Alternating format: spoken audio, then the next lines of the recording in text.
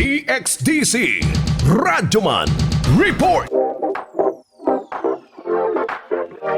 Human gianunsyo ni Celine Dion ang di maayong kondisyon sa ipanlawas ni adtong December 2022 pero may nakining galikay nga makita sa publiko. Gani nakadawat makiniog masakit nga mga pulong gikan sa kritiko. Apan karon andam na ang iconic singer nga ipakita sa tanan ang iyang mga naagian tungod sa rare neurological illness nga stiff person syndrome kon SPS. Matod pa sa National Organization for Rare Disorders, ang tawong dunay ginahambin nga SPS makasinati og sunod-sunod nga pangpanggahi og pagpanakit sa kaunuran, ingon man pagpangbikog nga matrigger and different circumstances such as sudden noise, light physical contact, or when exposed to cold. Ang uban makasinati usab og double vision ug paglisod og storya. Saysay sab ni Celine kung moatake kini daw ginagapos siya og hugot nga halos mabali na ang iyang kabukugana. Wala pa nasayran ang hinungdan niini nga sakit ug wala pa sab kini tambal. Ang mahimo lamang sa pasyente mao ang pag-manage sa mga sintomas niini. Samtang sa trailer sa documentary nga I Am Celine Dion, makita ang pipila ka footages nga kuha sa iyang nagkadaiyang concerts. Di malikayang ma-emotional si Celine tungod dugay-dugay na usab nga wala siya maka-perform pagbalik human makansila ang mga world tour concerts niini sa mga nanglabayng katuigan. Bat-bat ni Dion.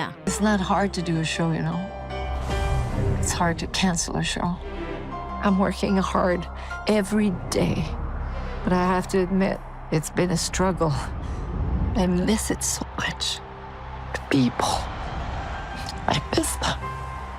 If I can't run, I'll walk. If I can't walk, I'll crawl. I won't stop. I won't stop. Kasama sa ka ba sa mga fan ni Celine Dion? Unsa ba ang paborito nimo sa iyang mga kanta?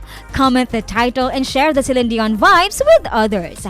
Alang sa DXDC Entertainment News, RadyoMaN, Juna, Sombito, Tatak, RMN. RMN News, Diretso Balitang Metro Davao.